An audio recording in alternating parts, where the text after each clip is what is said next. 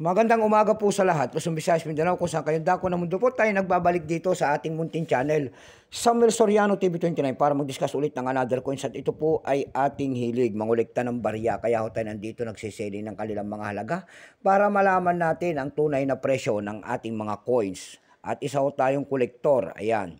Magandang umaga po sa lahat ng aking mga subscriber. Kung saan kayong dako ng mundo po, keep safe po sa lahat and God bless. Maraming salamat po sa lahat ng aking mga subscriber. Thank you so much. Kung saan kayong panig ng mundo. Yan naman pong nanonood dyan ng mga senior citizen na padaan po. Ayan, God bless po. Kung saan kayong dako ng mundo, keep safe po sa lahat and God bless.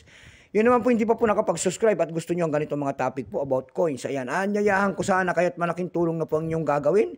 Tulad ng pagpindot ng ating subscribe button, like and share para ma-update ko naman kayo sa mga latest ko pang gagawin mga video po.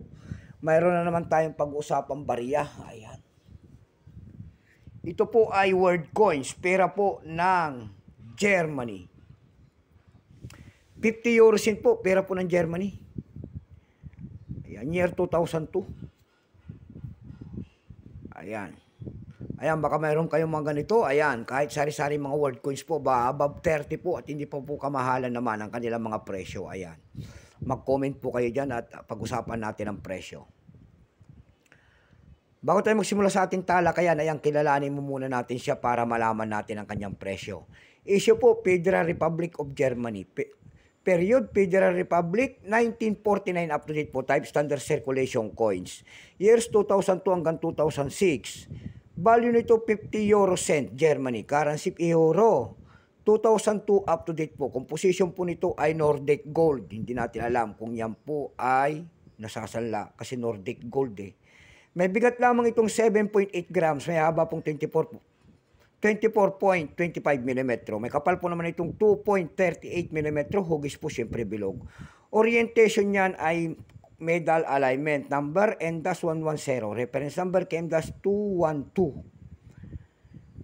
Ito pong year 2002 na to na ginawa ng Germany. 13 po na variety. Napakarami. Pero itong atin po ay 2002A. Ito po ay 44%.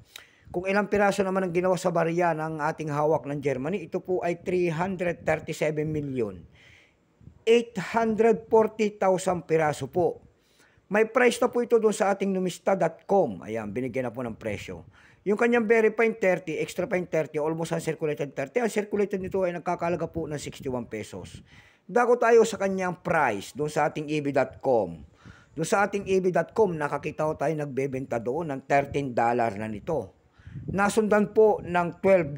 Ang pinakamalit po ay $10 po.